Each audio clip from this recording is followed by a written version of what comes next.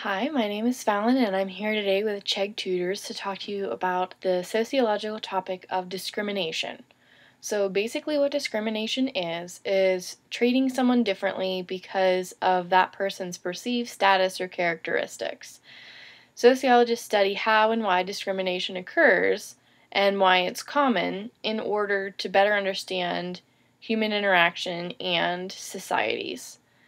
There are two types of discrimination, positive and negative. Most of the time we think of negative, but positive discrimination also exists, and it's when you are in favor of a person and choose that person over someone else because of not necessarily disliking the characteristics of the other person, but really liking the characteristics of the person that you choose. So an example of this would be someone being hired into a position because they're a man. Not necessarily because you had something against the other candidates, but just because you really liked that this person was a man. So that's positive discrimination.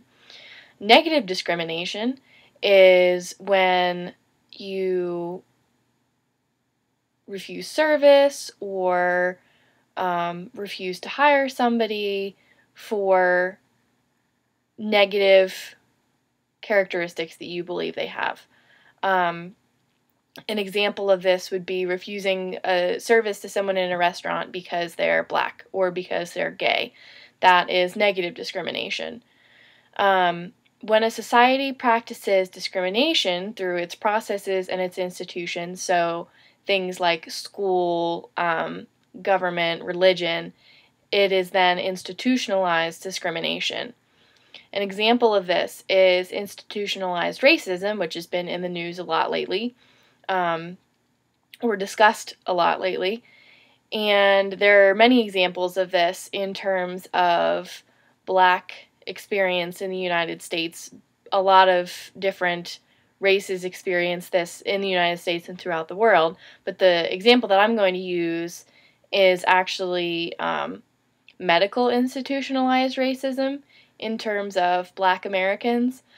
A really famous example is the Tuskegee study, where the Tuskegee Institute from 1932 to 1972, for a 40-year period, studied untreated syphilis in black men because they thought that black men would experience it differently and that possibly observing these black men would give them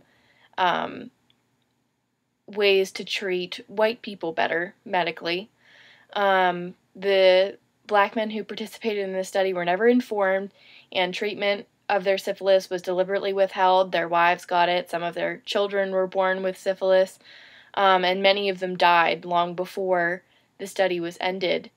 So that's a really prominent, well-known example of institutionalized racism, where an entire institution, so the medical institution of the United States, was discriminating against, in this case, black men in a certain county in Alabama.